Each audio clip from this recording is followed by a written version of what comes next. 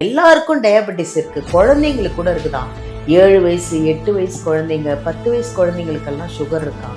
இந்த சுகர்லாம் ஏன் வருது, அதுக்கு என்ன வைத்தியம்?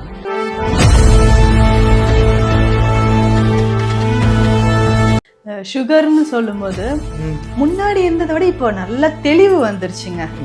சுகர்னா நான் டயட்லேயே இருந்துக்கிறேன், ஹெர்பல் ரெமெடிஸ் என்னென்ன இருக்கு, ஹோம் ரெமெடிஸ் நான் ஃபாலோ பண்ணிக்கிறேன்னு சொல்றவங்க நிறைய பேர் இருக்காங்க.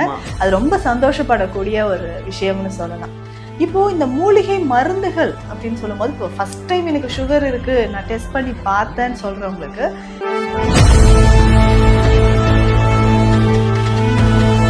கிட்ட அந்த சுகர் லெவல் நல்லா குறையறதுக்கு ஒரு ரீசன்னா இது ரெண்டுமே ஒரு மெயின் மெடிசன் சொல்லலாம்.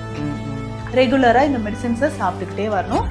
டயட்ல சில உணவு முறைகள் நம்ம சொல்லுவோம், இதெல்லாம் சாப்பிடுங்க, இதெல்லாம் சாப்பிட வேண்டாம் அப்படின்னு. அப்ப சாப்பிடக்கூடிய உணவில் எது எதெல்லாம் நம்ம நிறைய சாப்பிடணும்,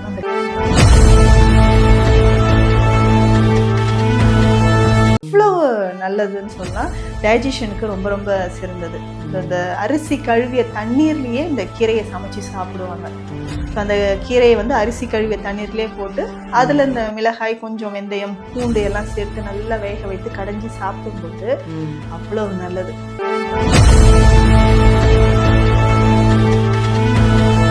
ஹலோ, வணக்கம் எல்லாருக்குமே. எல்லாரும் எப்படி இருக்கீங்க? நான் சென்னை ஆதம்பாக்கம் தீக்ஷாலயம் சித்தா ஹெல்த் கேர்லேருந்து பேசிகிட்டு இருக்கேன். நிறைய நம்ம நித்யா மேடம் டாக்டர்கிட்ட நிறைய விஷயத்த கேட்டு நிறைய விஷயத்த கிளியர் பண்ணி, நிறைய ஆன்மீகம் விஷயமா இருக்கட்டும், மருத்துவம் விஷயமா இருக்கட்டும், நிறைய பேர் குணமாயிட்டே வராங்க. இங்கே ஸ்பெஷலாக கிட்னி ப்ராப்ளம், நிறைய பேருக்கு கிட்னி ப்ராப்ளம் உள்ளவங்கலாம் நிறைய பேர் ட்ரீட்மெண்ட் எடுத்துகிட்டு இருக்காங்க. அதுலேயும் உலகத்துலேயே எங்கே திரும்பினாலும் இருக்கிற ஒரே ஒரு ப்ராப்ளம் என்னென்னா சுகர் தான். எல்லாருக்கும் டயபெட்டிஸ் இருக்குது, குழந்தைங்களுக்கு கூட இருக்குதான். 7 வயசு 8 வயசு குழந்தைங்க 10 வயசு குழந்தைங்களுக்கெல்லாம் சுகர் இருக்கான். இந்த சுகர்லாம் ஏன் வருது, அதுக்கு என்ன வைத்தியம், அதுக்கு என்னென்ன சாப்பிட்டா சரியாயிடும் அப்படின்றத நிறைய பேர் நித்யா மேடம்கிட்ட அப்பாயின்மெண்ட் வாங்கி அவங்கவுங்க தெரிஞ்சு இப்போ நிறைய பேர் கண்ட்ரோலுக்கு வந்துட்டாங்க. இப்போ நான் வரும்போது ஒரு பேஷண்ட்டை பார்த்தேன், அன்றைக்கி சுகருக்கு பார்த்துட்டு இருந்தாங்களாம். இன்றைக்கி சுகர் கண்ட்ரோல் வந்துடுச்சு அப்படின்னு சும்மா நான் பேசிட்டு வரும்போதே அவங்கள கேட்டேன், சுகர் எனக்கு கண்ட்ரோல் வந்துடுச்சு மேடமை பார்த்துட்டு அப்படின்றாங்க. ஸோ நிறைய பேருக்கு சுகர் இருக்கிறவங்க பயப்படாதீங்க, அது ஒரு பெரிய வியாதியே கிடையாது, அதுக்கும் நிறைய மருந்துகள் இருக்குது, என்கிட்ட வாங்க நான் குணப்படுத்தி தரேன்னு சொல்லி நம்ம நித்யா மேடம் சொல்லிகிட்டு இருக்காங்க. இங்கே வந்தவங்க எல்லாருக்குமே கரெக்டாக கண்ட்ரோல் ஆகி எல்லோரும் குணமாயிட்ருக்காங்க. அதனால் சுகர் வந்துடுச்சே அப்படின்னு யாரும் பயப்படாதீங்க. நித்யா மேடம்கிட்ட அப்பாயின்மெண்ட் வாங்கிட்டு நேராக இங்கே அவங்க என்ன சொல்கிறாங்களோ அதை கேட்டு அழகாக ஃபாலோ பண்ணிங்கன்னா என்னங்க சுகரு ஓடி போயிடும். சுகராது எகராது நம்மளை விட்டு ஓடி போயிடும். அதனால் இப்போது சுகருக்கு என்னென்ன அவங்க மெடிசன் எல்லாருக்கும் எப்படி தராங்க, எப்படி குணமாக்குறாங்க, அதுக்கு என்னென்ன கீரை வகைகள்லாம் நிறைய நான் கேள்விப்பட்டேன். அது என்னென்ன கீரை வகைகள்னு நம்ம டாக்டர்கிட்ட கேட்டு தெரிஞ்சுக்கலாம். வாங்க சந்திக்கலாம். வணக்கம் மேம். வணக்கம் மேம், எப்படி இருக்கீங்க? நல்லா இருக்கேன் மேம். கடவுள் புண்ணியத்துலேயும் உங்களுடைய ஆசீர்வாதத்துலேயும் நல்லா இருக்கேன். இப்போ அன்னைக்கு சுகர் பேஷண்ட்டை பார்த்தேன், ஒருத்தர் வயசானவர் உட்காந்துட்டு இருந்தார். இன்றைக்கி பார்க்குறேன் நல்லா புத்துணர்ச்சியாக போகிறாரு. நல்லா இருக்கேன் நல்லா இருக்கம்மா, கண்ட்ரோலுக்கு வந்துடுச்சுமா மேடம் பார்த்து நல்லாயிட்டேன்னு ரொம்ப ஒரு ஆத்ம ரீதியாக ஒரு மகிழ்ச்சியோடு ஒரு புத்துணர்ச்சியாக சொன்னார். அவ்வளோ சந்தோஷமாக இருந்தது எனக்கு. அதே வேகத்தோடு உட்காந்து உங்ககிட்டையும் கேட்குறேன். நிறைய பேருக்கு இருக்குது சுகர், குழந்தைங்களுக்கு இருக்குது, பெரியவங்களுக்கு இருக்குது. பாவம் அதை பார்த்து எல்லாரும் பயந்துடுறாங்க. சுகருக்குன்னு சில கீரை வகைகள்லாம் நான் கேள்விப்பட்டேன். எனக்கு என்னன்னு எனக்கு தெரியாது, நீங்கள் தான் சொல்லணும். அந்த கீரை வகைகள் ப்ளஸ் ட்ரீட்மெண்ட்டும் நீங்கள் கொடுக்குறீங்க, அது என்னென்னு சொன்னீங்கன்னா பாவம் மக்களுக்கு நிறைய பேருக்கு அது யூஸ் ஆகும் மேம். சுகர்னு சொல்லும்போது முன்னாடி இருந்ததை விட இப்போ நல்ல தெளிவு வந்துருச்சுங்க. சுகர்னா நான் டயட்லேயே இருந்துக்கிறேன், ஹெர்பல் ரெமெடிஸ் என்னென்ன இருக்கு, ஹோம் ரெமெடிஸ் நான் ஃபாலோ பண்ணிக்கிறேன்னு சொல்றவங்க நிறைய பேர் இருக்காங்க. அது ரொம்ப சந்தோஷப்படக்கூடிய ஒரு விஷயம்னு சொல்லலாம். இப்போ இந்த மூலிகை மருந்துகள் அப்படின்னு சொல்லும்போது, இப்போ ஃபர்ஸ்ட் டைம் எனக்கு சுகர் இருக்கு நான் டெஸ்ட் பண்ணி பார்த்தேன்னு சொல்றவங்களுக்கு டயட்லேயும் ஃபிசிக்கல் எக்ஸசைஸ்லையும் நமக்கு நல்லாவே ஒரு தீர்வு கிடைச்சிரும். இதை தாண்டி இந்த HbA1c இல்லைங்க எனக்கு 5-6 வருஷமாக சுகர் இருக்குது, HbA1c அதிகமாக இருக்குது அப்படின்னு சொல்கிறவங்களுக்கு சில சித்த மருந்துகள் நம்ம எடுக்கணும். ஒவ்வொருத்தருக்கும் தேவையான மருந்துகளை நம்ம எடுக்கும்பொழுது நல்லாவே ரிசல்ட் வந்துடும்.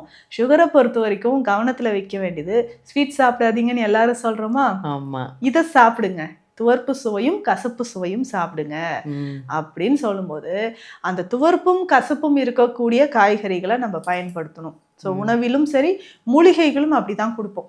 ஸோ அதில் ஸ்பெஷலாக நம்ம கிளினிக்கில் பார்த்தோம்னா நாவல் கற்பம், நாவல் கொட்டை சூரணம் இருக்கு, அதை கற்பமாக மாற்றி கொடுக்கும்போது நல்லாவே 1 monthல ரிசல்ட் இருக்கும். சூப்பர். நாவல் கொட்டை கற்பமாக அதை நம்ம கொடுக்குறோம். அதே மாதிரி கடுக்காய் பொடிய நெல்லிக்காய் சாறு விட்டு பாவனை செய்து அந்த மருந்தை கொடுக்கும். ஸோ இது வந்து பாவனை கடுக்காய் அப்படின்னு சொல்லுவோம். நிறைய பிரச்சனைகளுக்கு இந்த பாவனை கடுக்காய் ஒரு அருமருந்து சித்த மருத்துவத்துல. ஸோ நம்ம கிட்ட அந்த சுகர் லெவல் நல்லா குறையறதுக்கு ஒரு ரீசன்னா இது ரெண்டுமே ஒரு மெயின் மெடிசன்னு சொல்லலாம். ரெகுலரா இந்த மெடிசன்ஸை சாப்பிட்டுக்கிட்டே வரணும். டயட்ல சில உணவு முறைகள் நம்ம சொல்லுவோம், இதெல்லாம் சாப்பிடுங்க, இதெல்லாம் சாப்பிட வேண்டாம் அப்படின்னு. அப்போ சாப்பிடக்கூடிய உணவில் எதெல்லாம் நம்ம நிறைய சாப்பிடணும்னா அந்த கீரை வகைகள். சுகர் பேஷண்ட்ஸ்க்கு டக்குன்னு கண் பார்வை ஒரு குறைபாடு வந்துடும். டயபெட்டிக் ரெட்டினோபதி, கண் நரம்புகள் பாதிக்கப்படுறது, கால் நரம்புகள் பாதிக்கப்படுறது, ஆண்மை குறைபாடு ஏற்படுறது, நிறைய விஷயங்கள் மன உளைச்சலை தர மாதிரி இருக்கும். அப்போ அந்த நரம்புகளை வலிமை சேர்க்கறதுக்கு என்ன பண்ணலாம், பிளஸ் இந்த சிறுநீரக பாதிப்பு, கிட்னி வந்து நிறைய பேருக்கு பாதிப்பு ஏற்படுறதுக்கு காரணம் டயபெட்டிஸ்னால தான். டயபெட்டிக் கிட்னி டிசீஸ்னே சொல்லுவாங்க. ரொம்ப வருஷமா சுகர் இருந்து அதனால சிறுநீரகம் பாதிக்கப்பட்டுச்சு அப்படின்னு. அப்போ அதை எல்லாமே நம்ம மீட்டு எடுக்கணும்னா உணவு முறையில இந்த கீரைகளை சேர்த்து சாப்பிட்றது ரொம்ப நல்லது. முதல்ல நம்ம சாப்பிட வேண்டியது முருங்கைக்கீரை. எல்லா நோய் இருக்கிறவங்களும் முருங்கைக்கீரை சாப்பிடலாம். நல்ல அயன் இருக்கு, நரம்புகள் வலிமையாக இருக்கும். சுகர் லெவல் இதுல பாத்தீங்கன்னா ஒரு சிறு துவர்ப்பு சுவை இருந்துகிட்டே இருக்கும். ஸோ அப்போ நம்ம உடல்ல இருக்கக்கூடிய அதிகமான சுகர் லெவலை கண்ட்ரோல் பண்றதுக்கு முருங்கைக்கீரை சிறந்தது. அடுத்ததாக பார்த்தோம்னா சுகர் இருக்கிற நிறைய பேர் வெந்தயம் பொடி சாப்பிடுவாங்க. ஸோ இந்த வெந்தய கீரையாக நம்ம பயன்படுத்துறது ரொம்ப நல்லது. ஸோ ரிச் ஃபைபர் இருக்குது. அல்சர் இருந்தாலோ இல்லை டயபெட்டிக் அல்சர் சொல்லுவாங்க, கால் பாதங்களில் புண்கள் மாதிரி ஏற்பட்டுரும். ஸோ அது சரியாகிறதுக்கும் வெந்தயக்கீரை அவ்வளோ சிறப்பானது. ஸோ வீட்டிலே நம்ம இது வந்து ஒரு ட்ரேலே வளர்த்துக்கலாம். ஸோ வெந்தயக்கீரை அவ்வளோ சிறப்பு அப்படின்னு சொல்லிடலாம். ஸோ அதுக்கு அடுத்தது நம்ம சாப்பிட வேண்டியது அப்படின்னு பார்த்தோம்னா அரைக்கீரை. ஸோ அரைக்கீரை வந்து ஒரு சிலர் கீரை சாப்பிட்டா எனக்கு கோல்டு வந்துடுதுங்க, காஃப் வந்துருங்கன்னு சொல்லுவாங்க. அரைக்கீரை அவ்வளவு நல்லது. சிறுநீரக பாதை தொற்று இருக்கு இல்லைங்களா, அதை சரி செய்யறதுக்கு அரைக்கீரை நமக்கு பயன்படுது. ரொம்ப சிறப்பான ஒரு கீரைன்னு சொல்லலாம். அடுத்ததாக பொன்னாங்கண்ணி. பொன்னாம் காணி, மேனியை வந்து பொன் போல மாற்றக்கூடிய காயகற்ப மூலிகை. இந்த கீரை சாப்பிடும்போது சுகர் இருக்கா, பிபி இருக்கா, எல்லாத்துக்குமே சிறந்தது. இது ஒரு காயகல்ப, கண்ணு கூட நல்லதுன்னு சொல்லுவாங்கல்ல, கண்ணுக்கு நல்லது, மேனியை பாதுகாக்கக்கூடியது. சுகர் லெவல்ல வந்து நமக்கு கட்டுக்குள்ள வைக்கணும்னா பொன்னாங்கண்ணி கீரை ரொம்ப ரொம்ப சிறந்தது. அதுக்கப்புறம் இன்சுலின் டைரக்டா நம்ம பாடியில வந்து செக்ரேட் ஆகிறதுக்கு குறிஞ்சா கீரை. இந்த கிராமப்புறங்கள்ல இந்த குறிஞ்சா கீரை பயன்படுத்துவாங்க, அவ்வளவு நல்லதுன்னு சொல்லலாம். டைஜஷனுக்கு ரொம்ப ரொம்ப சிறந்தது. இந்த அரிசி கழுவிய தண்ணீர்லயே இந்த கீரையை சமைச்சு சாப்பிடுவாங்க. ஸோ அந்த கீரையை வந்து அரிசி கழுவிய தண்ணீர்லயே போட்டு அதுல இந்த மிளகாய், கொஞ்சம் வெந்தயம், பூண்டு எல்லாம் சேர்த்து நல்லா வேக வைத்து கடைஞ்சி சாப்பிடும்போது அவ்வளவு நல்லது. ஸோ மதிய வேலையில இந்த கீரை வகைகள் எல்லாமே ஒரு நாளைக்கு ஒரு வேளை இந்த கீரைகளை சாப்பிட்டுக்கலாம். ஏன்னா நம்ம கிட்ட கியூர் ஆகுறாங்க இல்லைங்களா. சுகர்னா என்ன நினைச்சுக்கிறோன்னா மாத்திரை போட்டே இருக்கணும், இன்சுலின் அப்புறம் இன்ஜெக்ஷனுக்கு மாறிடணும், அப்படி கிடையாது. ஸோ ஸ்டார்டிங்ல இந்த டயட், ஸ்பெஷலாக இந்த டயட் நம்ம சொல்றதை ஃபாலோ பண்ணாலே போதும்.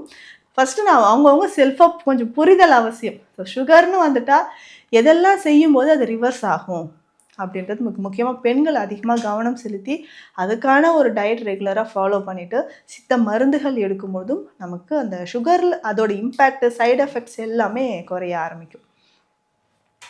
பாருங்கள், சுகருன்னா நிறைய பேர் பயந்துட்டுருக்காங்க மேம். நல்லா தெளிவாக சொல்லிட்டீங்க, சுகருக்கே பயம் வேண்டாம் அப்படின்ட்டு. அந்த நாவல் பொடிலாம் சொல்லியிருக்கீங்க, அதெல்லாம் வந்து பாவம் நிறைய பேருக்கு அது தேவைப்படுது. கீரை வகைகள் ஈஸி, எங்கே பார்த்தாலும் கிடைக்குது, அழகாக வாங்கி சாப்பிட்டு நல்ல குணமாகலாம். என்ன அழகாக தெளிவாக சொல்லிட்டீங்க. Thank you ma'am, thank you so much. Thank you. Viewers, உங்களுக்கு எல்லாருக்கும் நிறைய விஷயம் இதில் தெரிஞ்சதும் இருக்கலாம், தெரியாமையும் இருக்கலாம். முருங்கைக்கீரை எல்லார் வீட்லேயும் இருக்குது, பொன்னாங்கண்ணி கீரை இருக்குது, குறிஞ்சாக்கீரைன்னு ஒன்று இருக்குது, அது வந்து நான் கொடி மாதிரி வரும்னு நினைக்கிறேன் அந்த குறிஞ்சாக்கீரை, இல்லை குறிஞ்சாக்கீரை பொடி கூட கிடைக்கும்னு நினைக்கிறேன் நாட்டு மருந்து கடையில். எல்லாமே வந்து அவங்க சொன்னதெல்லாம் அந்த அரைக்கீரை, வெந்தயக்கீரை, இதெல்லாம் டெய்லி ஒரு ஒரு கீரை சாப்பிட்டா அது உடம்புக்கும் நல்லது, சுகருக்கும் நல்லது.